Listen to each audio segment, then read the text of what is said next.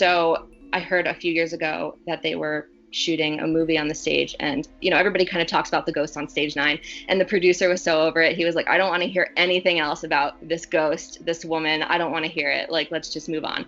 And then about like an hour later, he ran out from the doors because he saw her face to face, like walked into the room and she was standing there.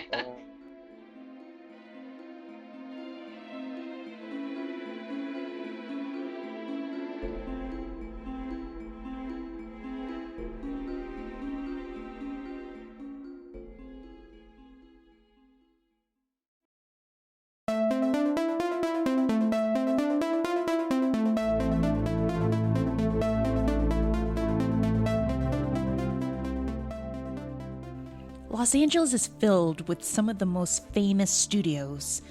Warner Brothers and Paramount are one of the oldest running studios here, located in Los Angeles, California. But it makes you wonder, what type of history, along with haunted history, lingers within the studio walls? Well, look no further, because we get a chance to sit down with haunted TikToker Nicole Martin, otherwise known as the Disappointed Goddess on the popular TikTok app.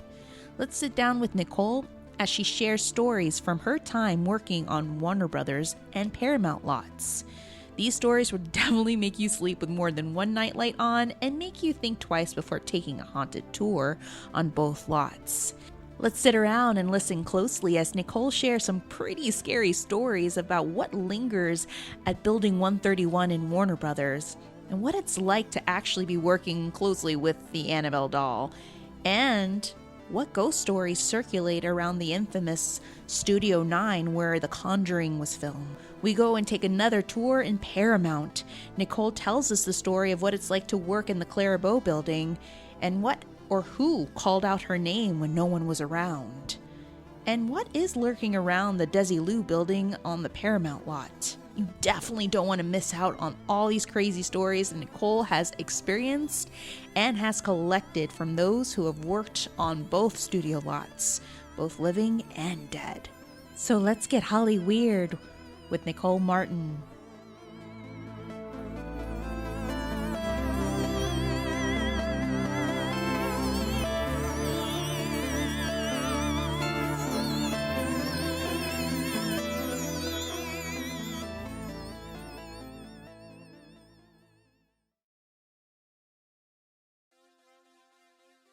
Hey guys, it's Tammy here.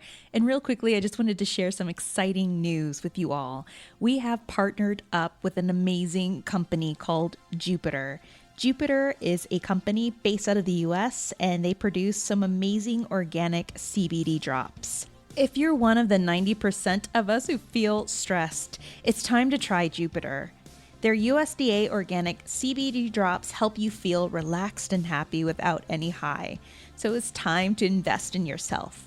Now, what we found very unique and found comforting about Jupiter is that the products are made in the USA. They're carefully crafted from single origin family farms. They're sustainable, triple lab tested, and their hemp extract is made with only flowers, the most valuable part of the plant.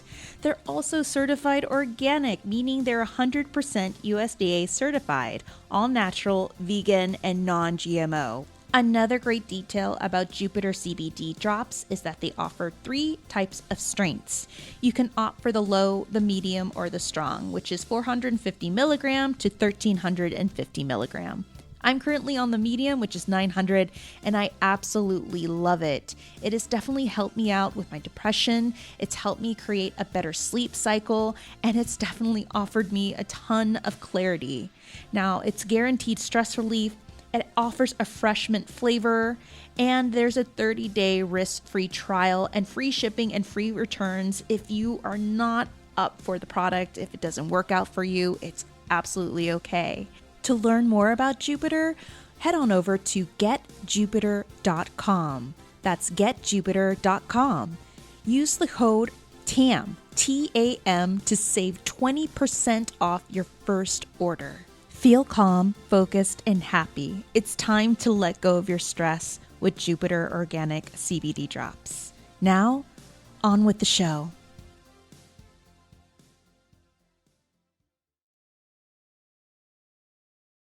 Hey Hey, Boo. Hey, guys. We have such a wonderful treat for you and an episode. Also, if you're a fan of TikTok, then this is going to be definitely the episode for you. If you're a fan of Warner Brothers and Paramount history, then this is going to be a delight for you as well. But while we were perusing through TikTok, we came across this TikToker, this creator, Nicole Martin.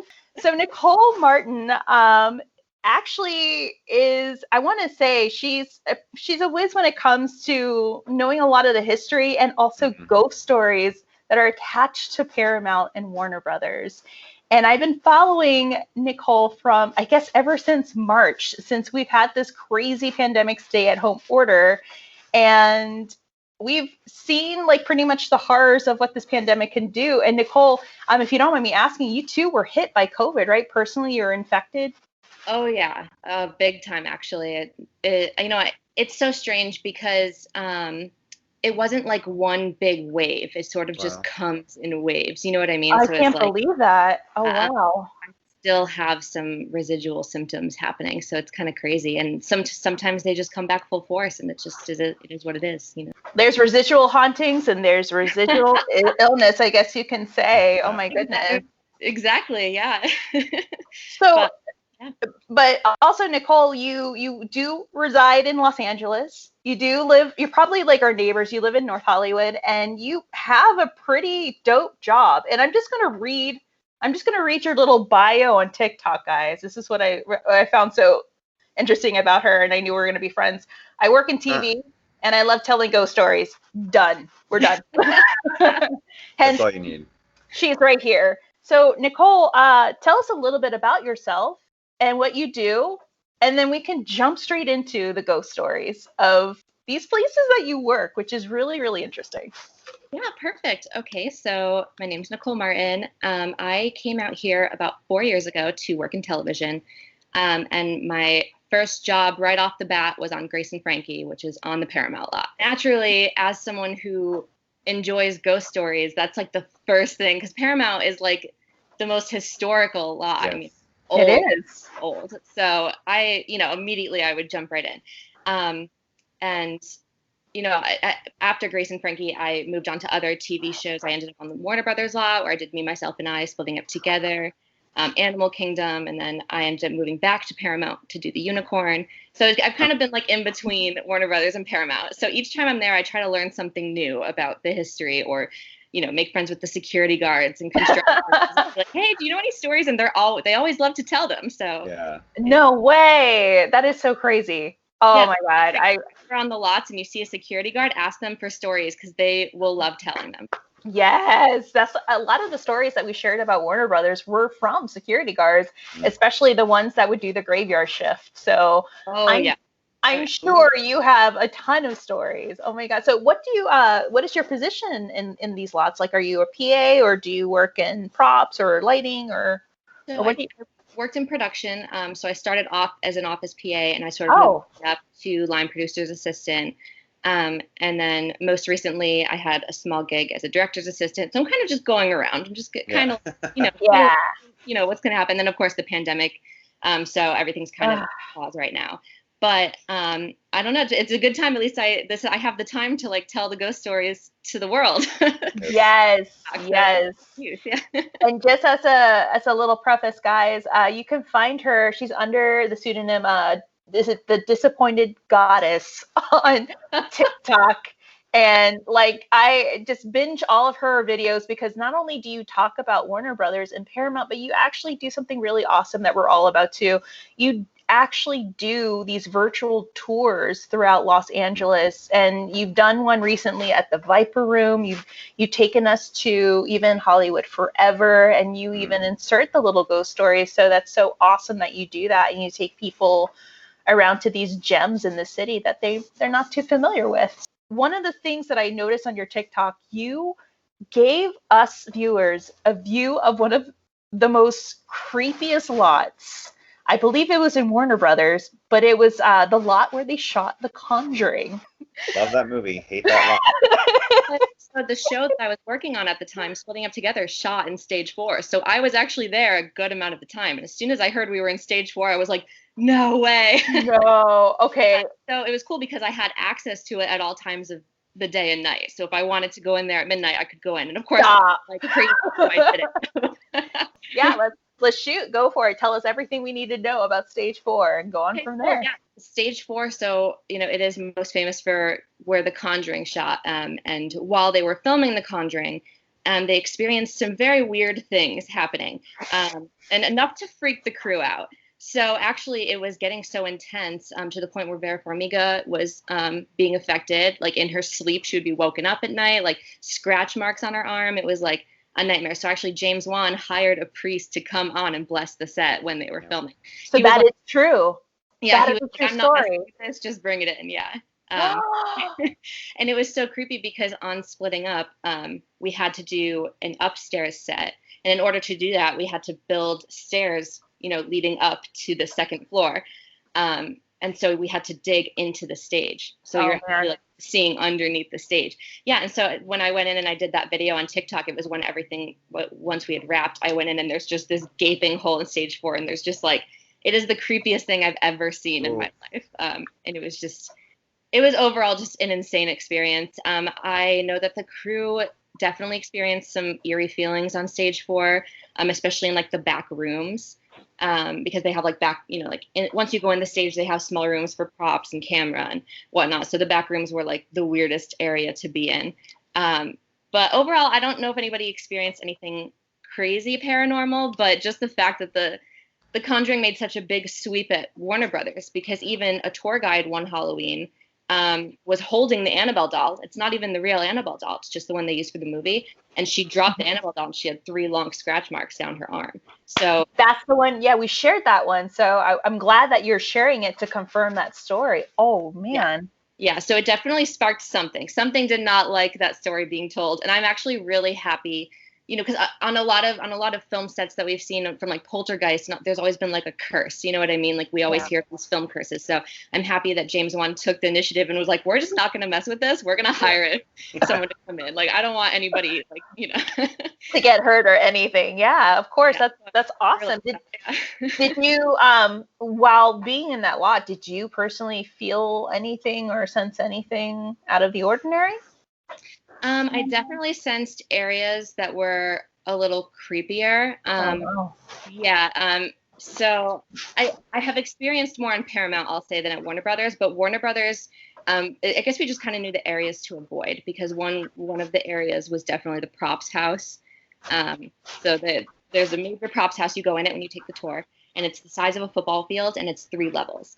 And you go in, it's every prop that they've ever used for a movie. It's awesome, and it's notably haunted by one of the Warner Brothers, who apparently doesn't like wasting electricity. He was super like about money, so he'll actually turn lights off if they're on for too long. But one of the stories that shocked me was I was told by someone who was working in the prop house that a few years ago, an actress was walking through the prop house and saw a man hanging from above the stairs. So she ran outside, screamed, called security, and no one was there. Oh my God. That was like a story. I have tried researching it, and no one can really confirm if it's true, but that's just like a story that is told throughout the prop house. And overall, I definitely get a really eerie vibe in there. So the prop house, and then the most haunted building on the Warner Brothers lot is called Building 131. And it's the animation building at the very far back of the lot. It's known for like its diagonal roof, and it's actually where the Looney Tunes, like Bugs Bunny, was actually created. So it's that old. And actually the Lucifer production office was in there which is like ironic because it's like the Lucifer. Hell yeah. Yeah. That building has the creepiest. Let me pull it up because I actually have notes, because I have people who actually told me stories that they have experienced. No. Oh my, I had no idea about this lot. Oh my goodness. Oh my God. Yeah. Warner Brothers is like, it's so because it's like one of the oldest lots, like Paramount. Paramount is like I think the 5th oldest one in the world. So, I mean, as we talked about earlier in our podcast too, Bryce, like it's just layers and layers of history there. So Wouldn't be Exactly. Not to mention like these studio lots. I mean, it's history, but it's also like people dedicate their lives to this and it's their whole career, it's their being. And also it's a lot of broken dreams, unfortunately. So it's like the grounds for hauntings, you know? Yeah. Yeah. But okay, so building 131, security guards actually know, like they have told me that they do not go into that building. Like they won't even, they'll just go up to the stairs, look, make sure everything's good, and then walk away. Like they don't even go inside. They have one janitor that will actually clean the building because every other janitor has actually seen like full body apparitions and loud voices and papers flying off desks. And yeah. And what really freaks me out the most is, so I know someone who worked on Lucifer, and they actually said that there's a woman who haunts the building named Rose, and she actually is loudest in the morning. I've like it's like it's like talked about from several people. It's so wild, like that everybody just on the lot seems to have this insider information. Yeah. But Rose always does similar things early in the morning. Like she'll walk down the stairs at the same time every morning. Like it's the craziest thing. Let's see. Oh, they've caught her in photos. I have yet to see a photo. I've asked everybody, but someone has said that they've caught her in photos. She likes to break electronics, so the production office had a really hard time with the printer because it would just break all the time and make weird noises. And also that she pushes people down the stairs. So honestly, it would just really, like, it's one thing for it to happen late at night, but imagine you're like just doing your job at like 6 a.m. when you were shooting and you don't have any coffee yet. And I just my God. She's a bit of a bully, and obviously, I guess not a morning person. Oh my! Does anyone know like the origins of Rose or who she might have been? A disgruntled worker, an actress that didn't get the lead? That could have been anything. One actually went on the tour that they do because normally they do like a Halloween tour at Warner Brothers. Yeah. And from that another person who haunts the building is also a security guard. So an actual ghost of a security guard. So I'm curious if it is one and the same and people just are, reacting differently to it, or if it is two spirits in the same building. I have no idea. That's so crazy. Oh my gosh. Wow. Yeah. Rose. So that we have a ghost named Rose in 131 who is just very disgruntled. Oh my goodness. If anybody has the pictures, please, I want to see them. I like to see them too. Guys, hit us up on Instagram. Also, you gave us a tour on TikTok. In one of your videos, you took a tour of the town. They actually have that town center where there's the church, the gazebo. They shot, I think, parts of Ghostbusters and parts for maybe the neighborhood scene in The Conjuring. Yeah. And it's even, there's this, we mentioned this in one of our episodes where apparently when one of the tour guys is talking about James Dean, the church doors of that church open automatically. I don't know if you can confirm that. That's so cool. I have never heard that, but I would not doubt it because that place is definitely creepy at night. Oh, really? Have you heard any stories attached to that town center? I think there's also the house where they shot scenes of The Conjuring there too that also has some weird juju. I'm not sure if you know anything about that too. Yeah, I can definitely say the town itself, I haven't really heard much about, but also at the same time, the town is always very busy. So I don't think people get a lot of time alone with it. You know what I mean? Like there's not a lot of time for poltergeist activity to really happen around there, or you're just not noticing it because it's always just like hustling and bustling. I definitely wouldn't doubt it though. Oh, wow. Have you heard any ghost stories in relation to James Dean or any other famous actors and actresses that were a part of the Warner Brothers contract? Absolutely. Hell yes. So much big one is that so Betty Davis was huge with Warner Brothers. That was like Warner Brothers. She loved it so much that she's actually buried on Forest Lawn facing Warner Brothers. Like she wanted to look over it for eternity. And so they've actually seen her. So a part that they don't show you on the tour of the lot is there's a little garden area where all the lawyers hang out. It's like right behind Ellen's office. And if you like sneak in there, it's behind like the company Central Perk. And right there in the garden area, they've seen Betty Davis dancing several times. And she's just having a good time. Yeah, it's just normal. As she should in the afterlife, of course. Exactly. She's just having a good time. So, yeah, I mean, Betty Davis is a big one. I haven't really heard anything about James Dean. The only thing I heard was that when James Dean was working there, he had this really, really loud motorcycle. Mhm. And they used to get so mad at him because it would disrupt other productions. And so they told him, get rid of that motorcycle. So what he did is bought a car that was twice as loud, and he would just so that's Hilarious. so he would just annoy them on purpose King of because he was petty. being mean. And That is so awesome. I didn't know that. I knew about the motorcycle, but I didn't know he ended up buying the car to make things louder. yeah, he was definitely a troublemaker for sure. That's awesome. Oh my god. But another really big area is stage 9, actually. So stage 4, the Conjuring stage, and then stage 9 is what they call the cursed stage. Because actually this is horrible. This is actually horrible, but like over time, I think about 20 people have died on that stage of like accidents. Oh my god. Yeah. Oh my. It's like, I mean, Warner Brothers, don't sue me on that. Just but I had heard that several people had died, and a main woman who haunts stage 9 is, I'm pretty sure she died on the stage, but it's a woman who haunts the back area, like I was saying, like where like all the doors are. And so I heard a few years ago that they were shooting a movie on the stage, and everybody kind of talks about the ghost on stage 9, and the producer was so over it. He was like, I don't want to hear anything else about this ghost, this woman. I don't want to hear it. Like, let's just move on. And then about like an hour later, he ran out from the doors because he saw her face to face, like walked into the room and she was standing there. Oh god. Damn. Definitely will make herself known. Absolutely. So stage 9, if anybody has, I mean, I have never filmed anything on stage 9, but if people have experiences, I'd love to hear about them. Absolutely.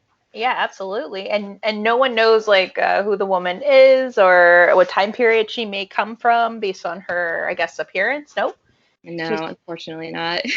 Yeah. And I hear more. It's all just like stories passed through security guards and workers and employees of WB. It's like these stories get passed down, and you kind of lose track of where they actually originated. Right. It's a lot of female energy there. I like that. It is. It makes me think it's a little older because I feel like actresses in general had a very hard time with roles, and especially in the film industry, and just like the diets they were put on, all this crazy stuff.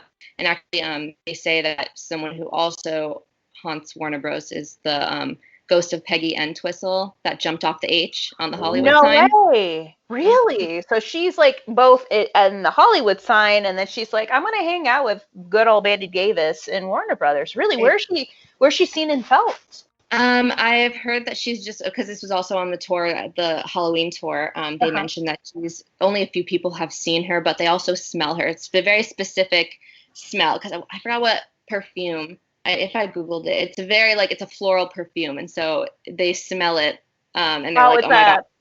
I believe it's a lilac. It's like not a lavender, but I heard it on another podcast. It's like a lilac perfume. Like if you go around the sign and you smell it, then that could be it. But damn.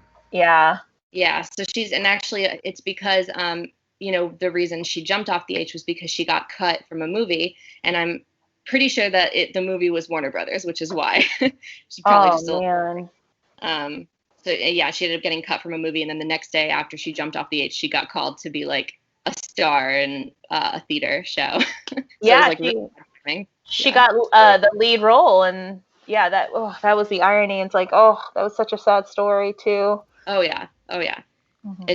There's just so much there's just so much tragedy that surrounds it. That's why Haunted Hollywood is just so interesting, because it sparks 100%. Yeah, the fame and the tragedy. About, the foundation of this town was the exploitation of non-producerial work.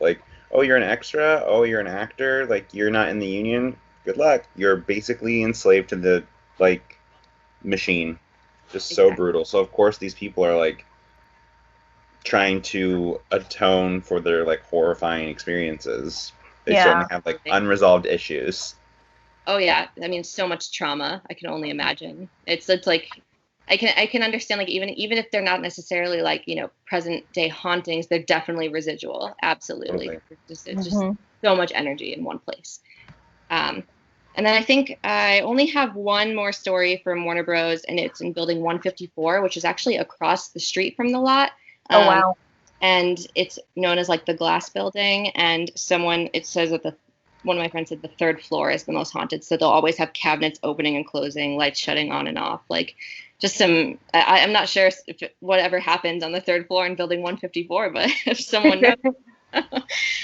But yeah, it's kind of crazy because they would go in on weekends and this would happen. It's very quiet, you know.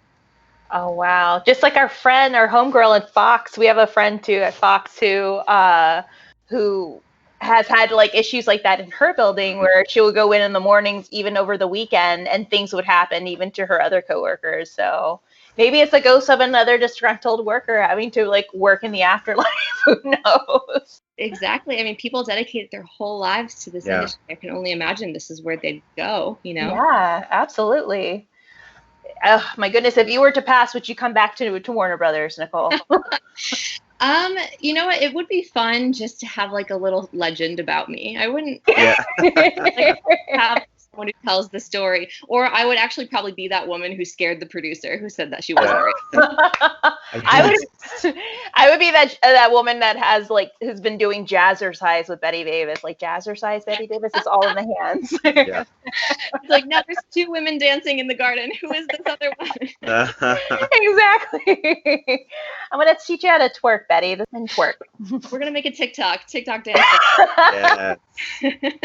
Should we travel to Paramount and talk about the ghosts of Paramount, a little bit of history as well? I'm not too familiar with Paramount. I know that it's 105 years old. It's located, I think it's off of Melrose Avenue, like way deep, closer to West LA. Yeah, there's a ton of little stories attached to that old studio as well.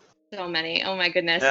With Warner Brothers, it was always more fun because actually a lot of the assistants and a lot of assistants in the industry and I have talked about like which lot has the weirdest energy, which has the best energy. Warner Brothers is just fun. Like you just go there, you want to get spooked, have a good time. Like you don't feel like you're in danger. Paramount is just wild. I mean, that's like I've experienced things on the lot. It is just no. Like, yeah. Wow. So actually, do tell. Two shows that I did on Paramount lot, which was Grace and Frankie and the Unicorn, are actually in the same building. I was just going between second floor and first floor, and it's called the Clara Bow building. Oh, yes. Yeah. I've heard about this building. I haven't really heard about any specific stories, but I think from Craig Owens, like he is author of Haunted by History. I think he mentioned something in his book about that building, but oh yeah. Do tell. So that whole side of the lot, I mean, this was back when Paramount was RKO Pictures. It's when, they filmed Citizen Kane there. I mean, it's old. Yeah, it's got a lot of history. Yeah, and not to mention Clara Bow herself, she didn't have a great ending to her life. From what I've read, didn't she end up in like, she got diagnosed with like depression and like a lot of like mental illness. Yeah. They ended up, what they did at that time is they just put them in a mental facility. It was like she had a really difficult time in life. So, I mean, that building already does not have great energy. Yeah. A majority of the women from that time period ended up like that, which is really, really, really sad, especially from the silent film era. Oh, 100%. And especially from, the industry in general, because it's already so taxing. I couldn't imagine, just having to put on a smile for eternity through this industry, because the second you show a sign of anxiety or depression, it's over, It's over. You're done. Exactly. Oh, I can't imagine. Yeah, I'm sure it was extremely difficult. And the Bow building in itself, like I definitely noticed on both shows that, you'd go to stage and then you'd come back in the building and you would automatically just feel angrier. It was just like had a more angrier energy. Wow. Yeah. So a lot of crew members felt the same way. Just being stuck there all the time, like especially because I worked in the office, and especially on Grace and Frankie too, it didn't have anything really to do with the show itself. It was just the energy of the building. It just didn't bring out necessarily the best in everybody. And then you'd go to stage and everything would be totally fine. It's really interesting how it affects people. And actually, it was in that building I had two instances. One was when we were just moving stuff in and I was completely alone. And in the back room where we had storage, it was locked to everything. I heard something fall over, like something pulled. And I was like, what was that? And of course, like me, I'm not that scared. So I was like, I'm going to go check it out. I was like, I want to see someone, like, let's go. And so I opened, like, I got the keys to open the door because it was locked, and I looked around and nothing had fallen, not one thing. Everything was still like on the shelves, and it was so loud. It was so distinct that it was like, I for sure thought maybe something fell over, maybe, and not everything was perfect. That has happened to me before in different environments where you just hear a crash and you go in to investigate and nothing is out of the ordinary. Nothing's on the ground. I always want to know, like, what is the reasoning behind it? I don't know if it's something residual, but that is pretty interesting. Or maybe they're creating this chaos so they could get you alone in the room. I don't know. I mean, who knows? The second one was definitely the oddest. So it was me and 2 other people in the office. This was very late at night. It was like a late shoot night, so everybody was on stage, and it was just me and 2 other people in the office. And one of them is like a hardcore, like, does not believe in spirits, which is totally fine. Some people are like that. And he would always like amuse me. He would like listen to my stories, but he never really believed in it. And so I was sitting at the desk, and I was like doing my paperwork, and I heard someone calling my name very, very loud, distinctly. I thought it was my boss, and I was like, oh, let me get up. And I walked over, and no females, it was a female voice. And so I looked at him, and I was like, you heard that, right? And he's like, I heard it that time. And I was like, oh my God. Like, it was like, he even believed, he was like, I heard that. And there was no other women in the building. So did he try and like explain it, or did he just sort of like, has it like changed his opinion at all? Not really. I think he was more just like, I don't even want to. He's like, I don't want to think about this again. Like, but it was very interesting that it targeted me for some reason. Maybe because I'm the most open to it, and I have no idea. But yeah, it was so crazy. So that for sure freaked me out a little bit. It was very. But to be able to corroborate with someone who is like a self-acclaimed skeptic, like, oh, not only did I hear this, but someone who would like be more willing to say that they didn't also heard it, like, oh yeah, that's what really freaked me. I was like, if I just heard it myself, maybe, totally, but someone else did, that was a big deal. So and also I did, of course, asked a security guard. I was like, what do you know about the Bow building? They told me that sometimes they'll go upstairs at night to just check around everything, and they'll hear someone on a typewriter typing, like specifically a typewriter. Oh. Yeah, and then they'll look around and no one will be there. So it's just known that the sound of a typewriter is like, who has a typewriter anymore? Exactly. Oh man, just imagine like 100 years from now, like, oh, the security guard would go to this floor in the specific building, and you can hear someone tapping on their phone. Exactly. I wonder if there's going to be this shift of ghost stories. We even mentioned it, like ghosts with like top messy buns and like handlebar mustaches. Absolutely. I mean, it's interesting because you really hear ghost stories of like older ghosts. You think about like colonial ghosts. So it's like you don't like you never hear stories of a ghost popping up and like like you don't. Yeah. So that sort of wraps up the Clara Bow. Yeah. That's so, yeah, like Bryce said, I mean, that's amazing that you had someone. I love it when I hear stories of like more than one people being in a room and all of them hear, see, and feel something that is out of the ordinary. It just validates it. That's awesome. Exactly. Yeah. It like I can still hear her voice calling my name to me. It really does. Like it's so cool though. I'm like, oh, that's awesome that I have that in my head. But that's so cool because you built rapport going there. I'm sure whatever's there knows you. Yeah. So I mean, that's also food for thought as well. Like, wow, they probably know what you like to eat for lunch, what you wore the day before, and they definitely know your name, which is really, really, really interesting. Yeah, it's I actually spoke to LA has this really famous medium here. Her name's Linda Spellman, and so I was having like a session with her and working with her, and I asked her, I sort of asked her about the ghosts and whatnot, and why, or spirits, and why they go to certain people, like why me and not someone else. And she was basically saying it's like you're like a lighthouse in the dark. They're looking for someone who has their light turned on. And if you believe in it and you're more willing to accept these things, it's like you have your light turned on and they're going to head towards you. So, yeah, I found that interesting, So that's experience. A wonderful description. Because I get people too, they're like, well, I don't believe in it. And I'm like, well, why? Well, usually it's because like they just really don't believe in those things, or they're like, well, I just haven't had it happen to me. So there we are. And it's because they're closed off and they're not, I guess their third eye is not open to that yet. So when it is, it's like, it's go time. So. Yeah.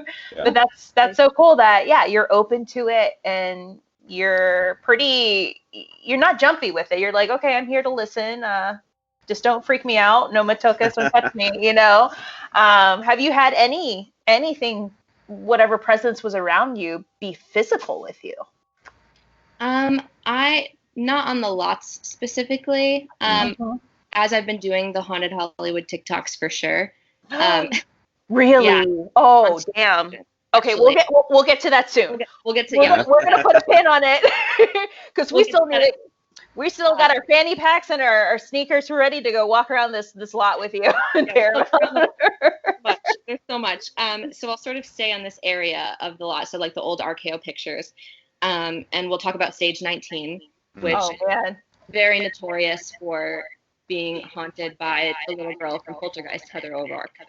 No. Whoa. Say as you can hear her running above on the catwalks above the stage and like laughing. Stop it.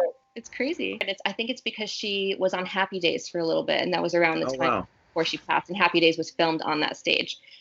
So I don't know if she just had a good time with it or if it is residual. We're not really sure, but the crew, while we were filming, because we filmed on that stage, of course, like I got stage 4 and I got 19. It was like every time we filmed, it was like on an awesome stage. I was like, yes, here we go.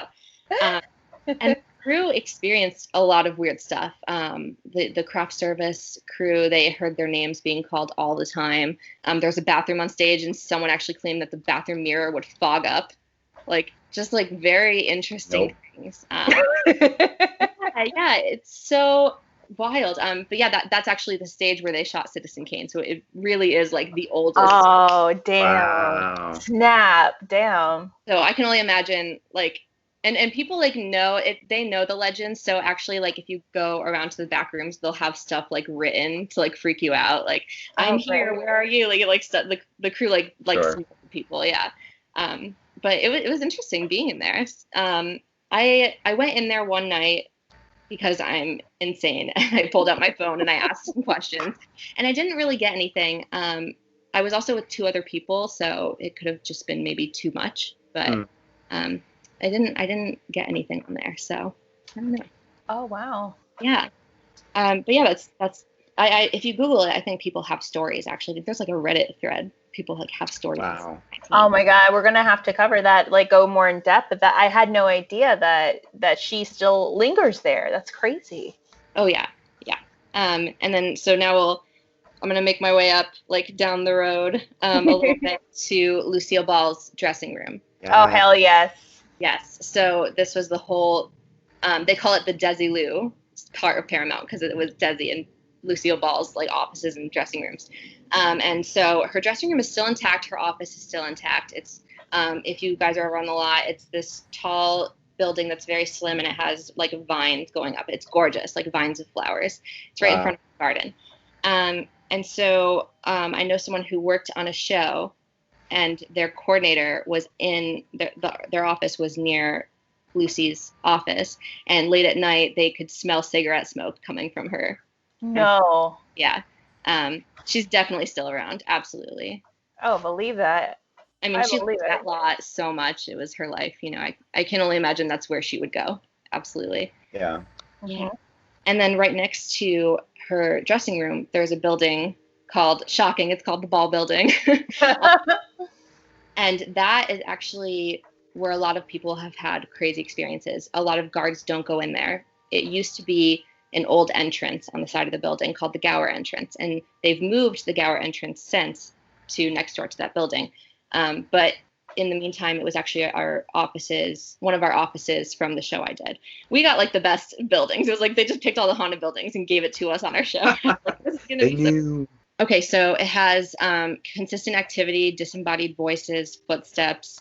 It's really creepy at nighttime. Actually, a lot of people, they tell you that you shouldn't have your office in there if you were very easily scared, because there have been a lot of reports of violently moving furniture. Yeah, which is like crazy. I mean, to move furniture, that's a big amount of energy you have to use. Yeah. Yeah.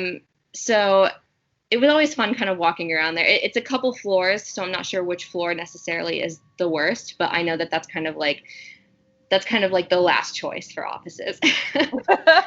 I love that they're like, well, if you scare easily, you know, the furniture, it's moving violently. Like, that's not a me problem. That's what? Like, yes, I'm scared, but it's moving violently? Like, okay, sure. I'll take that corner office. Like, no, thank you.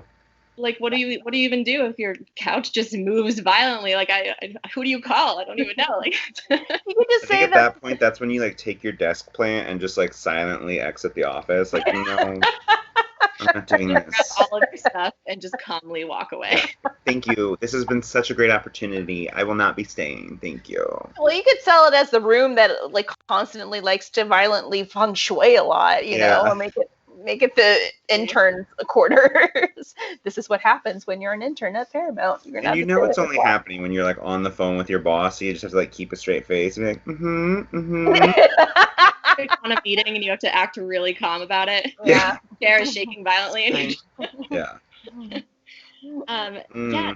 So we have that building, and then also near there, like this area of the lot is super, super haunted. But there's one called the Hall building, and the Hall building is known for a lot of poltergeist activity. Oh, sure. Yeah. So, you know, some is more residual, but this is definitely more poltergeist. Let me see. Okay, so the Hall building, I have had records of people that I know experiencing moving objects, lights turning on and off, you know, the usual. Sure. The elevator breaks down randomly. And one of the biggest stories that they have from it is that actual supplies will fall, not fall, but get thrown off of desks. And one was a stapler. So it was like, I mean, the stapler is big, you know, it's yeah.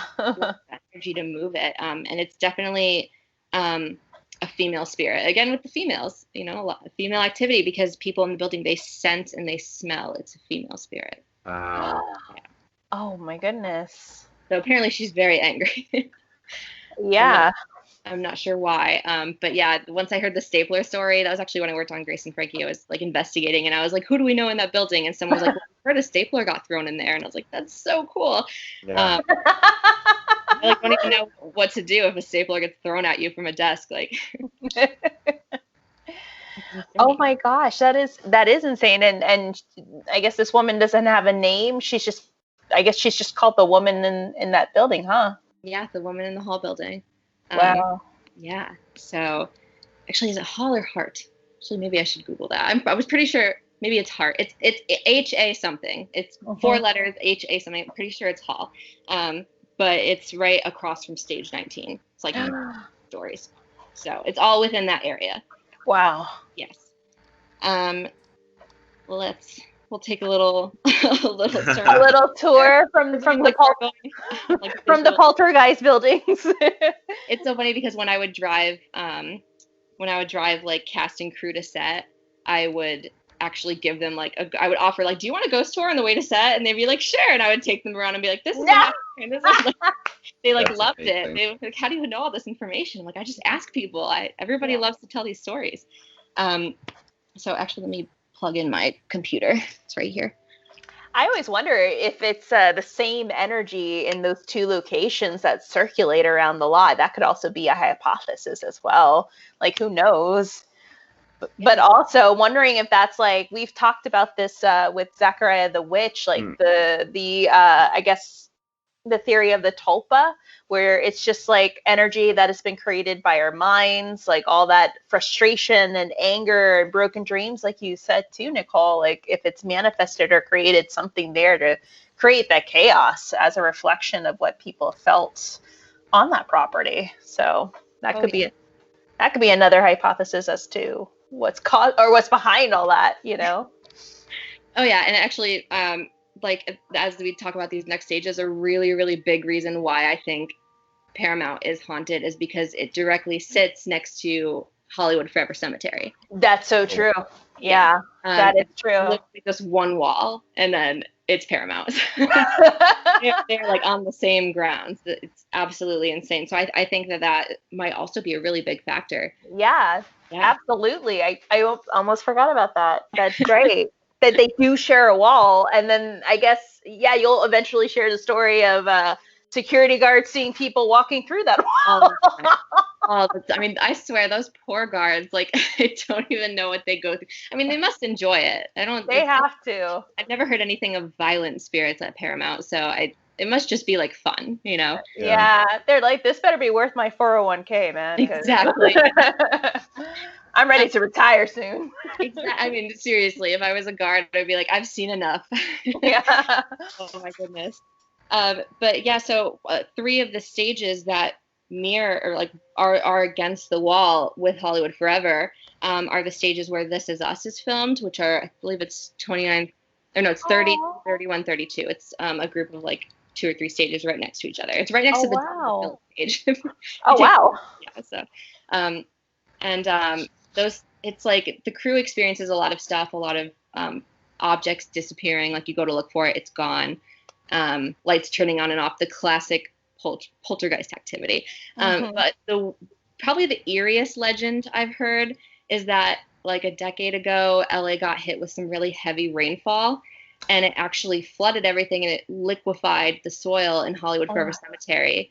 And so the coffins actually slid underneath the wall into the basement of the soundstage. No. That is the eeriest legend I've heard. I have 2 other nightmares, but that is now my 3rd nightmare. That is horrifying. That is honestly, I think I'd like, just take me now. That's it. I can't fight this anymore. I would have no choice but to peacefully pass away at that point. Yeah. Just fold your hands on your chest and become one with the coffin tsunami. The coffin tsunami. Like, what? I can't believe that. Oh my gosh. Oh my god, that is. I think that probably horrifying. sparks a lot of the activity. Yeah. Imagine guards having to stay guarding outside of the basement. Imagine discovering that. That would be like, I know. You wouldn't even know what to think. Where did these come from? Like, hey, did you say that the poltergeist coffins, weren't they donated to that one museum? Yeah. Oh gosh. Props, did you order a bunch of coffins? They're very real. I don't know. I could not imagine. Absolutely insane. And so also on the subject of stages, another really haunted stage is stage 25. So the story that I heard was that it's haunted by Lucille Ball's costume designer. What? Yes. And this is actually a really horrible story, but he went to go work on some stuff on stage, and he had a heart attack and died. But the problem was that it was like a few days before Christmas, so everybody was on Christmas break. So they didn't find him until everybody came back. Oh, no. Yeah, so that's a big reason of why they believe that is her costume designer who haunts the stage. Oh, my God. Yeah, that's horrific. So I can only imagine the stuff that happens. But stage 25 is a big one that people talk about on the lot. So what do people experience there? Like, is it just the same thing, like lights go on and off, or do they see an apparition of a man, or people automatically have their costume racks organized in that room? That would be It'd be a fantastic ghost to have. That would be awesome. But no, I believe it's just the usual, just like lights turning on and off. I'm sure some of them sense a male presence, which is probably why they went towards him. Because it's interesting, to say that you sense a presence. Sometimes people just know. It's like when you're in the grocery store and that there's just like a man or woman behind you. It's just kind of that feeling. Yeah, that's your psyche, like telling you, your gut telling you, hey, there's a man coming towards you. Really? Yeah. Is he cute? Is he cute? That's the question. Yeah, exactly. So stage 25. I mean, that's. I just couldn't imagine. I couldn't imagine just. I'm just shook. I mean, a lot of these stories I'm hearing for the first time, but I had no idea about Lucille Ball's costume designer. That is insane. Oh, poor soul. Well, I love that it's such like a oral tradition that's like passed sort of like through generations of people who are working at the studio. Like, I just love that you've like crafted these or like collected these, I guess, from like other people who are like experiencing, and like you're all like in it together. It's like sort of this beautiful like oral history of like the lots in a way. Yeah, exactly. And I think it's awesome to know people. You know, it's like, I met a lot of really cool, Warner Brothers and Paramount workers through this, because everybody loves to tell a good ghost story, you know? Everybody loves it. That's what we always say is, like, as soon as you meet someone, if you're, like, ballsy enough to bring it up, I guarantee they have a story. Like, they hey, do. Like, anytime we bring it up, someone's always like, oh, I don't believe in that. But this one thing that happened, like, okay, there it is. Okay. Yes. Exactly. All the time. Yeah. Even if you're like a complete non-believer skeptic, like, you have a story that didn't quite make sense. Like, you can't justify scientifically, you know, you're like, well, this kind of happened, so I don't know. And I love hearing the story. It makes it a little more personal without having to get too personal, you know? Yes. Totally. Yeah. Absolutely. And I just love that. And also, I feel like a lot of the times on lots, security guards and like construction workers and whatnot, they don't really get, you know, people kind of gloss over them, you know? Yeah. So I feel like when you take the moment and stop and say, like, hey, let's talk, like, let's have a conversation, it's like the best thing you can do, because they always have the coolest stories. Yeah. They see everything. Oh, trust me. They know and see everything. They're like, yeah, people ignore us, but they always forget that we're there. That's the thing that's so funny is, if you think about, like, right, we are sort of taught, especially before you move to LA, you only see the celebrities, and they're on interviews, and you're like, oh, this is Hollywood. Like, Hollywood is like the best director nominees and all the best actors. And like, yeah, they might be on set for even a really long film or television shoot. They might be there for a couple of months. The people who are like the meat and potatoes of the lot, they are there for decades working, and like you had even said, like, pouring their lives into this craft. It's like, that's where you get like the juice, I guess, of these stories. And like, yeah, of course, like, everyone has a celebrity story too, but ultimately, like, that is not what is making the film industry run. Oh, absolutely. Like, every time the Oscars, the Emmys are on, I always say that for every nominee, there are 4 or 5 people underneath them in therapy. Like, it's just 100%. It's just a fact. It's so much. And again, that, like you said, it kind of sparks the whole why everything is so, it could be so haunted, or, you know, spiritual activity. It just is like, it's just the grounds for a great haunting. Yeah, and even if, you know, of course there are like horror stories, but there's also these stories, like you were saying, where it's like, just because someone wasn't being like abused by their boss, that's still a relationship that they're in with someone for 20 plus years. Yeah, it's like a working relationship, but as we all know, like, the more you're working in these kinds of environments, like, you're getting fitted for a costume and you're like, so I'm getting divorced, or whatever it ends up being. It's like this very personal thing that you're engaging with the same person for decades. Like, that's an energy that's being released. Just like, in theory, maybe there's someone who's not being abused by their superior, I would assume. Absolutely, there are. And you know, like you said, it comes in other ways. Like, if you have a boss, that's it. Awesome. That's, you know, it is rare in the industry to have a great, you know, phenomenal boss. But you're still dedicating so much of your life that you miss out on having a lot of things that people outside of the industry have, you know. So it's just so much dedication. Yeah, absolutely. Gosh. It's I can only imagine, like, just the stories that people have, which is why I like to ask, you know. I like to just ask, what have you experienced? It's always the people underneath them. It's true. That's how it was in our past jobs now. But at our old job, we would always talk to the assistants, to students, and to our security guard, because, like, there were things that would happen around campus even after school hours that would circulate throughout our work, and they would slowly come into my department, which is the costume department. And that's how, like, you know, we even started our podcast. It was like, oh, we collected all these stories, and a lot of these stories were coming from security guards, you know, that would capture things on their camera, and they would try to investigate it. And they're like, I can't even come up with the reason as to why I saw this shadow figure of a man popping out of this corner. You know, they're like, I thought someone broke in, and boom, no one was there. So yeah, it's always good to have that connection with individuals, especially strangers, because you never know what kind of stories they might share with you in the long run. Oh, for sure. And also, I know that there are 2 security guards at Warner Bros. Who are actually paranormal investigators. No way. for years. I'll walk up to a random guard and be like, "Do you know any guards that are paranormal investigators?" And I'll be like, "No, I might have to like ask around." But I know that there are because those two investigators were actually able to investigate stage 4 after the Conjuring film there. Damn. Yeah, and they have like actual evidence. So I need to do some research on these people, but I know that some of the security guards actually are investigators themselves, and they have access to every portion of these lots. They're lucky. Yeah. That is like its own television show. That's true. Ghost Hunters, yeah, the two guys, they were plumbers, and by day and by night they're investigators. So yeah. It is so cool. I mean, yeah, honestly, that would be a great idea for a show. Thrown out there for anyone.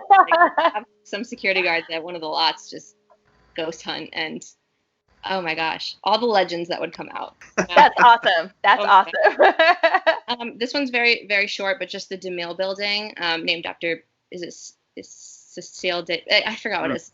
Cecil B. DeMille. Thank you, yes. I was not sure how to pronounce his name. Yeah, so a security guard actually haunts that building. So a lot of the times when like security guards hear that other security guards are haunting buildings, sometimes they won't even go check it out. They're like, it's already being taken care of. Like, yeah, which is really nice, I think. And then, okay, so here's where I actually learned a lot about the other side of the lot from some construction workers who have been working at Paramount for decades. Do you know the fountain and the Paramount gates that are very famous? They say Paramount. Yeah. So that used to actually be, the gates used to be the old main entrance. So everything in front of that used to actually be a main road, like part of LA.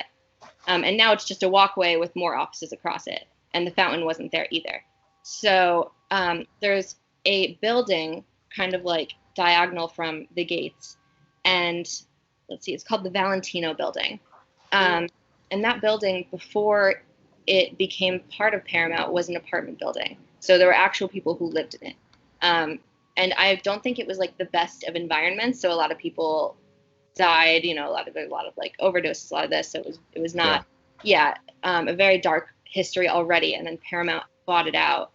And the construction worker was telling me that they had to actually evict a lot of people, like physically pull them out. Oh my God. Yeah. So it just already has like the worst energy.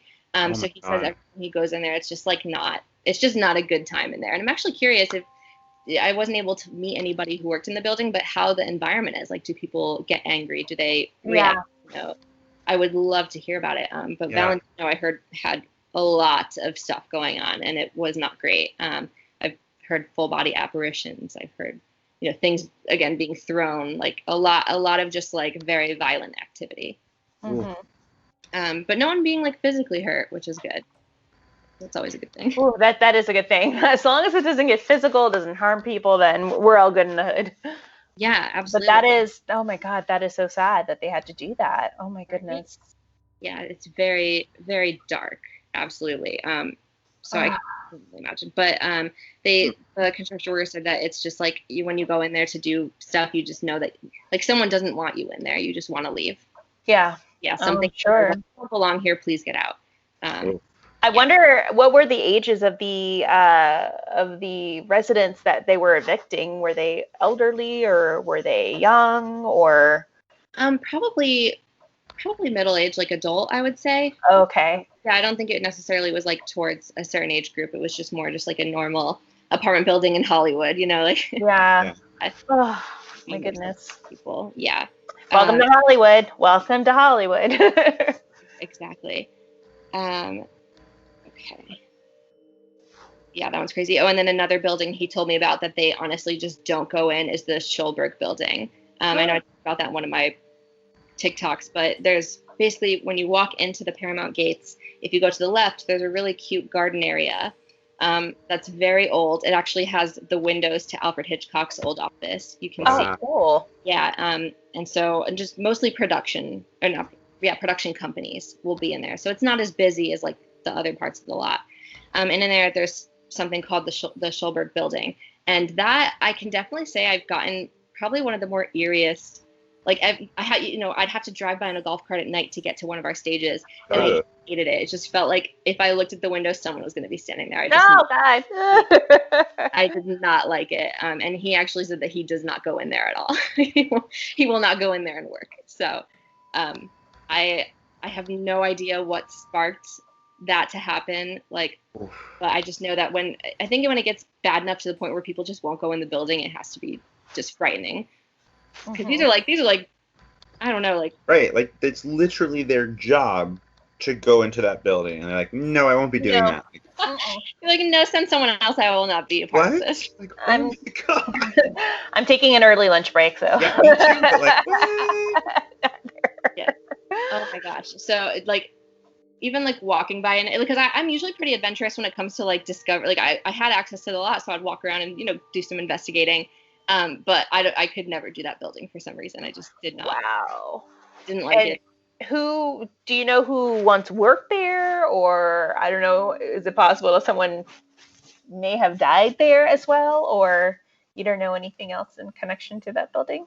I don't, but I do know that the surrounding buildings, so I mean, they were obviously really old because Alfred Hitchcock, his office was there, but the buildings around there were almost used as like cast dressing rooms / apartments, because from what I had heard was, since it is so old, that in the day when paparazzi was really bad in front of the gates, that no one could actually leave physically. So sometimes the cast would actually stay in these, like, they were almost like apartments in that area. So I'm wondering if it just happened to be someone's apartment, or it was just where someone would stay all the time. Or someone had maybe there was an actress or actor that had a very horrible experience in the industry, and that was their place. I'm not entirely sure, but I know that's kind of what the area was used for at the time. Mm-hmm. Oh, wow. Oh, my goodness. And it was next to, you said, the Alfred Hitchcock office too, or? Yeah, so it's when you walk in the main gates, like, so there's the fountain, you walk in the gate, and just directly take a left, and you'll hit this like really beautiful garden area. And it's pretty much the center building with the stairs leading up is the Schulberg building. Okay. And there'll be a little plaque that says, this is it. The Schulberg building. When life opens back up again. Exactly.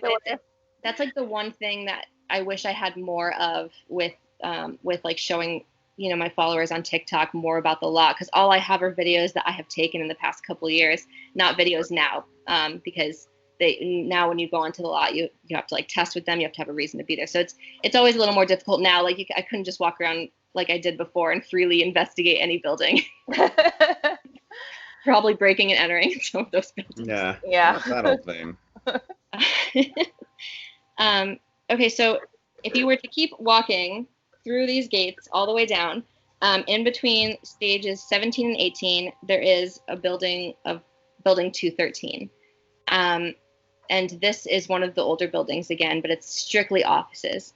It's strictly like production offices for all of these things, all of these projects. And someone told me that they used to work in building 213, and I'm pretty sure she worked in like the writer's room area. So I think she stayed later than the rest of them, like almost like a script coordinator, like trying to like get the script out. And so it's just normal for her to stay late nights. And she would actually hear so many like little laughters and hellos all the time. And it just became normal for her. She's like, after a while, I just was like, I have to work, like, let's stop. And it was just normal where she would be the only one in the building, and she would hear laughter and hellos all the time, which is freaky. Oh, no. Laughter. To me, that would be the most sinister, like, haunting that you can go through, is hearing laughter. Mm-hmm. Oh, yeah. No. It's like, I don't know if I could do, I mean, I guess if you have no choice, it's like, okay, well, I guess we're just going to get through this. But, oh my God, I couldn't, I would be out. Me too. It's like a laughter. It's like, why are you laughing? Yeah. Right? Yeah, so 213 is a big one. And then that kind of leads us to pretty much my last big thing at Paramount, which is the biggest one, which is New York Street. Oh, yes. I've heard about New York Street, but I haven't heard like specific stories. Oh, but yeah. There was a guard, like this is probably one of the biggest stories at Paramount. There was a guard that was walking down New York Street monitoring, and he saw a man who was walking down the street, and this was at night. He's called after him, was like, hey, why are you here? And the man didn't answer. He walked towards the wall, which was leading into Hollywood Forever Cemetery. He turned around and smiled at the guard and then walked through the wall. No. And so the guard went back to the office and was, I just saw a man walk through the wall. And they actually showed him a picture of Rudolph Valentino, and he said, no! Yeah. So he actually saw Rudolph God. Valentino himself. But Rudy! area, it's like they just see people all the time. It's absolutely crazy because that's like the hot spot, because that's right where the mausoleum at Hollywood Forever Cemetery. Oh my God. And then New York City Street. So these people just walk, or these spirits just walk in between the wall all the time. So the guards it's just a thing. When you work there, you're going to see someone on New York Street.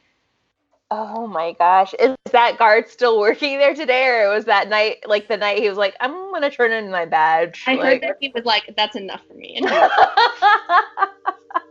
which I think is cool. I mean, Rudolph Valentino just smiled at you and walked through a wall. I mean, that's awesome. I know, like fruity. Yeah, like that's cool, but ooh. Take my breath away. Oh my goodness. Yeah, so that kind of wraps up, like, as much as what I know that people have other stories. Like, it's like every building in itself is so old. Absolutely. Yeah. There have to be so many more stories I haven't even heard of. It's so cool, but I don't know, it's almost a little too, because it really depends on the story, but a lot of tragedy, you know. That's true. A lot of energy. And Bryce and I have even, talked about this too. Like, we've been presented with the question a lot, like, why do you think theaters are haunted? Well, it's because the stage absorbs so much emotion. I feel like, as performers and people of the industry, like actors, we're so creative, but also we are so in tune with our emotions that we express them on that stage, and that stage absorbs it, and I'm sure on a film set you're gonna feel all that anger, and then when you go on stage it's like, okay, the show must go on. It's like, it's gonna be happy, it's gonna be a little more positive. But yeah, I mean, compared to Warner Brothers, Paramount does seem like it just takes the cake, or it's being in a very, very, very intense environment. But yeah, it affects you a little bit more than Warner Bros. I feel like Warner Bros is very lighthearted, and then, like, it's just way more intense, May I ask you, like, in between the two, were there ever any nights that you would go home and just feel drained? Like, say, like, oh God, I felt more drained working in Paramount as I did in Warner Brothers, like, not like in response to the workload, because of course, you're going to feel drained, but like emotionally, like, I don't know, we had a bit of a late day today, like in that one lot. Yeah, definitely a huge difference with the two. I know, maybe not everybody has the same experience, but Paramount, I honestly, like, it's a really fun lot to learn about, but I never really have a good time working on it. And I think because I'm so sensitive to that energy, I think it really does affect me. Whereas Warner Bros, I love Warner Brothers, like my home. Like, I go back there all the time. I would love staying there late and walking around. Whereas Paramount was more of just like, okay, like, who has a Xanax? Like, like someone like, we need help, or, like that type of thing. Just a lot of more chaotic energy, I guess, is like the best term for Paramount. It's just so much history and so much energy. Yeah, that's true. Yeah, and they were very strict too. Like, I mean, they're part of the big five back in the day, and they were people to the bone there. Them, Universal, and Warner Brothers. So I can imagine. My goodness. Yeah, and I haven't been able to investigate the Fox lot, but I did hear that Fox has the angriest spirit. Yes, we can definitely say that there is something there. I mean, our friend, I'm pulling up her story, Jessica Jensen. We interviewed her. She works on the Fox lot, and she can confirm that there's a lot of ghosts there. There's the building that she works in that has a lot of activity, and like you, like, she goes and asks people, like, if they've had experiences. And sure enough, she's like, yeah, even the people that are skeptics, man, they have something. And but nothing is really documented. They don't have a Nicole Martin to go around and collect these stories yet. So Maybe you need to go there, Nicole, and work on Fox. Yeah, just get hired at Fox, no pressure. Yeah, because Fox was like I heard that was the most like physically active spirits, and like, yeah, it would. I'm like, how can it be any worse than Paramount? Honestly. Like, Yeah. Oh my God. I don't know if I would go insane. Well, that's what was said in our friend's story, that she would go into the break room and things would move on their own in the break room, fly off the counter. So yeah, I can't imagine it does get a little physical. Move all the staplers you want, but if you move my coffee in the break room, we will have a problem. Exercise that shit right out. Hell no. Don't mess with Bryson and his coffee, especially if you're a ghost. Good. We're Kiki. If you touch my coffee, I'm gonna get real exercisey. You're not gonna like it. No. So, now that we've covered the Paramount and Warner Brothers stories, you mentioned that you've had a couple of personal encounters while doing your own TikTok, I guess, virtual walkthroughs of LA. So maybe if you have a little more time, we have a little more time right now, if you can share with us like some of the most interesting and unexplainable moments while recording your TikToks at these haunted locations. Like, what did you feel? What did you experience? Yes. And then I have like a little fun story after that's perfect. Yes, we're all about fun. End on a fun note. Okay, so the first one that I had an experience at, I had a friend with me who was like a witness. It's when we went and got footage at which cemetery was it? It was Forest Lawn. Is that what it is? Forest Lawn Cemetery, right across from Warner Brothers, the Hollywood Hills one. And so I was walking down the stairs, and I'm all about like graveyard etiquette. I was raised in Connecticut, like where like there's like old graves, and you don't step on graves. You stay silent around them. Like graveyard etiquette is it. And so I really like to follow graveyard etiquette. And we were walking down the stairs, and I think it might have been the one time that my graveyard etiquette slipped, because my friend was like, "Oh my God, look at how gorgeous this grave is," and I was on my phone texting. And I was like, "Oh, I'm sure it is." And I fell down the stairs, all of them. It was like, oh my God. Like I landed right on my ankle, and I just laid there, and I was like, "I'm sorry, I deserved that." She was laughing so hard. She was like, "Did something just push you down the stairs?" I was like, "I'm 100% sure something did, and I'm totally okay with that, because that was my bad." Like, and I think it was right. It was right where that grave was, where she was like, "That is so pretty," and I was like, "Oh," like I was like on my phone. Do you know who the grave belonged to? No, I don't. It was it wasn't anybody in particular. I believe it was in a different language on the gravestone. Oh wow. Either way, I was like, I apologized immediately. I was like, "I'm so sorry," not mean to offend you. So I definitely took the hit on that one. And then when I go to like these locations, it's always weird finding the line between like making sure I'm respectful while doing so. Of course. You know what I mean? Like just staying quiet, minding my business, not instigating spirits or up in people's property. I just kind of want to give like an inside scoop, because some people are just, I'm a very visual person. I like to see it in front of me. Totally. And so a big one that I'm actually going to do a video on soon is Sharon Tate's house, and up on Cielo Drive. So, oh yeah, I know someone.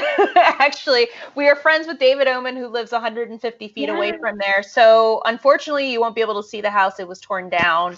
You'll see a gate, but it's not the original gate. But you can walk up and down Cielo Drive, and you might run into. The whole area is creepy. Yeah, you might run into David if he sees you. If you see a crazy Jewish guy coming out like, "Hey, have you seen my movie?" Then that's him. But the neighbors there, just be very cautious, because they get so annoyed with people like driving up and down. It's a very tough street to drive. Well, it's easy to drive towards the gate, but then to reverse back and out of Cielo is going to be a very big trek. So keep that in mind. I highly recommend for anybody who wants to go see it. And I know like David has a sign outside of his garage for like his movie, because he knows people go up there. But I would recommend parking at the bottom of Cielo Drive and taking a very silent, respectful walk up to, and you can Thank you. Yeah. Thank you. Yes. The neighbors don't really seem to mind that, and that's what I did. I park right down there. There's room, just park your car and then walk up. And I know the gate's not original, but a really creepy fact is that the telephone pole next to it is the one the Manson followers climbed to cut the electricity. Oh. That is still there. Yep, you're right. Yeah. I went there, and I actually did the Omen House because I'm a huge fan of Ghost Adventures, and so good. So yes. crazy is, we said, okay, we're going to go to the Omen House, and then we're going to watch this episode of Ghost Adventures because my friend hadn't seen it. And so we went by the Omen House. I took footage of like his sign with like the, his movie. And when we went home and watched the interviews, that, there was one of the biggest paranormal investigators. He said he had gone to the house and gotten sick 24 hours later at home, like 2 hands were twisting his stomach.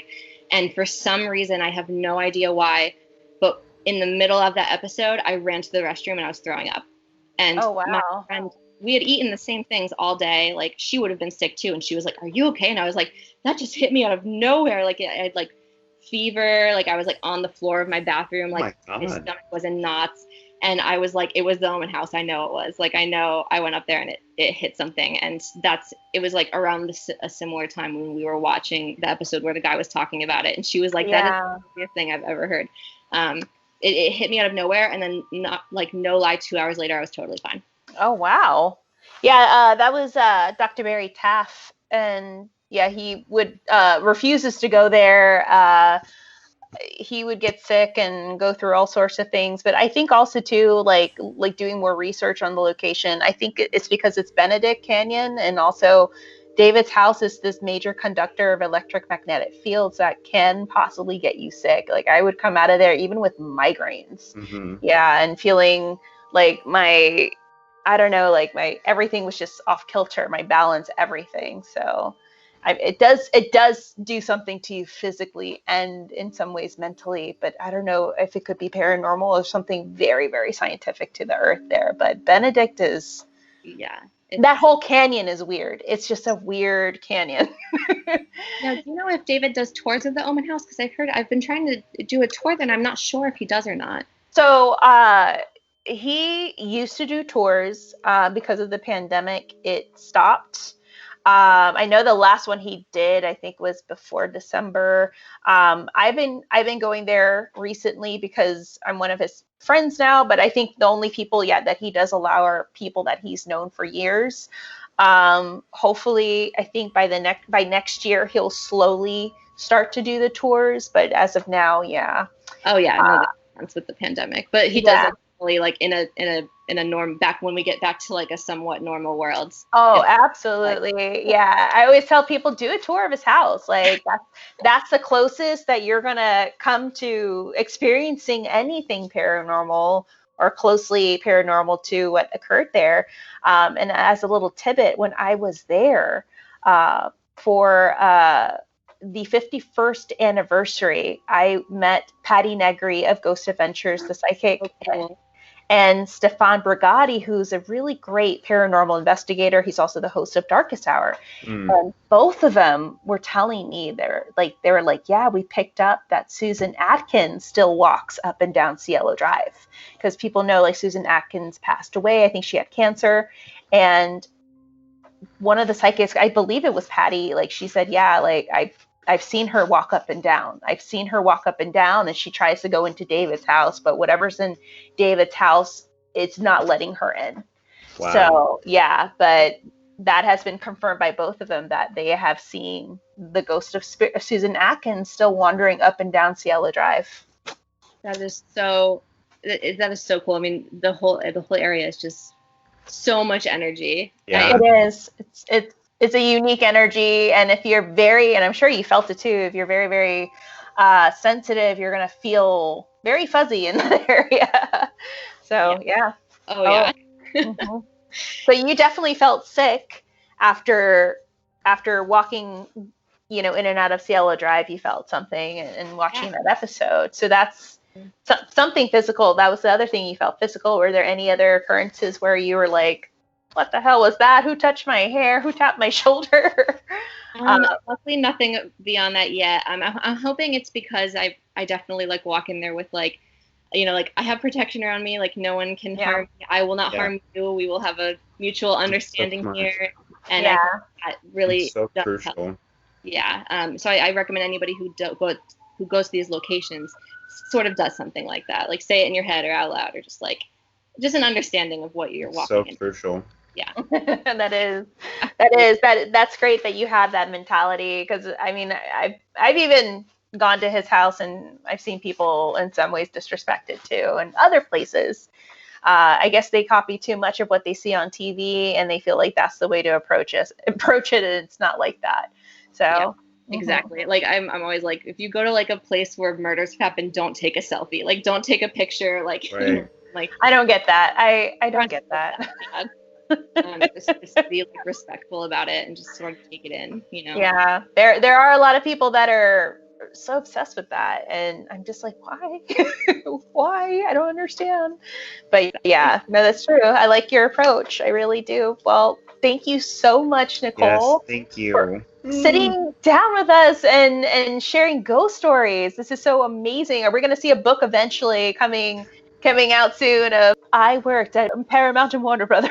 You're like in a black turtleneck and it's black and white. Your hair is tied back. I'm so here for it. I could talk about it all day. Just and all of these stories are just incredible. Well, they're phenomenal. Like I guess you could drop your social media, guys. Follow Nicole. Nicole, do you want to tell people where they could follow you on social media and follow your adventures in and around Los Angeles? Yes, of course. Okay, so my TikTok is the Disappointed Goddess, which is it's like a long story, but basically I'm a Virgo, and that's what they call Virgos, like disappointed goddesses. So that perfectly is how I am. So the Disappointed Goddess, and then on Instagram I am Nicole Tin7, Nicole TIN7. So yes, that way too. Yeah. Well, thank you so much, Nicole, once again for giving us stories and feeding our audiences stories as well. We've always loved a good story in relation to old Hollywood. Yes. And hopefully we'll join each other soon for a TikTok or something. I'd love to go on an investigation with you and bring my little tools as well. Yes, I would love that. Awesome. Watch from the car. Well, thank you guys.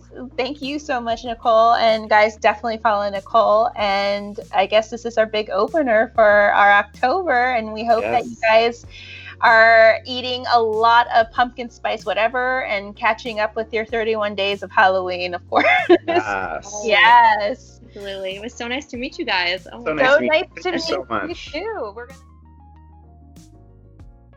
A huge thank you to Nicole Martin. Guys, if you have TikTok, follow her at the Disappointed Goddess. If you have Instagram, she's under Nicole Tin7, Nicole Tin TIN7. Also, wonderful and huge thank you to all of our patrons out there. Without you guys, we wouldn't have this podcast. We wouldn't have this episode. It's because of you and your donations that you keep this Hollyweird paranormal train moving. Speaking of Patreon, if you are interested in joining Patreon, especially being a Hollyweird paranormal producer, then you could head on over to www.patreon.com/Hollyweird Paranormal. There you can actually subscribe to be a Patreon for as little as $1 or more per month. You can donate for 1 month, for 2 or 3 months, or for however many months you decide. A little does go a long way, and we appreciate each and every one of you that has donated. We absolutely adore you. Part of being a Patreon member or a Hollyweird paranormal producer means that you get automatic access to our secret podcast society, the Saturday Night Ghost Club, which is a bi-weekly podcast where we collect ghost stories from off the street, from people, from friends, from acquaintances, and put it into this spooky little podcast that will make you sleep with more than one nightlight on. It is actually really scary, guys. You definitely should tune into it. Join Patreon, listen to these scary tales, especially for the month of October. You'll also be gifted with magnets, pins, stickers, and so much more. It is definitely worth it. Head on over to www.patreon.com/Hollyweird Paranormal. We want to give a big shout out and a welcome to our newest Patreon member, Kay, and a huge thank you to Amy Escandon for increasing your pledge. Thank you so much, guys. It means the world to us. You always make Bryce and his beard cry. Stalk us on hollyweirdparanormal.com. That is our website. Yes, we're grown-ups and we have one. There you could read our little blogs, listen to past episodes and seasons, follow us on our social media, shop on our merch store. We have some great merch. And also you can learn a little bit about us hosts. Be sure to follow us on social media. We are at Facebook and Instagram under Hollyweird Paranormal, and on Twitter at HWP Podcast. We also have a TikTok at Hollyweird Paranormal or Haunted LA Girl. Have a ghost story you want us to read on our podcast for our Listener's Tale episode? Then send it on over to hollyweirdparanormal@gmail.com for it to be considered for our next Listener Tale episode, which should be due pretty soon. Also, guys, if you have a minute or two, we would really love your help. We would love for you guys to head on over to Apple iTunes, rate and review our podcast. It really, truly helps us out a lot. Please leave a positive review. It helps us indie podcasters out so much. You can also catch up with past episodes and seasons on Apple Podcasts, Google Podcasts, Castbox, Stitcher, Deezer, iHeartRadio, Blueberry.net, and or wherever you get your podcast fix. Till next time, friends, take care of yourself, take care of one another, and always remember to stay Hollyweird. We'll leave you with the rest of Marx's Arrow.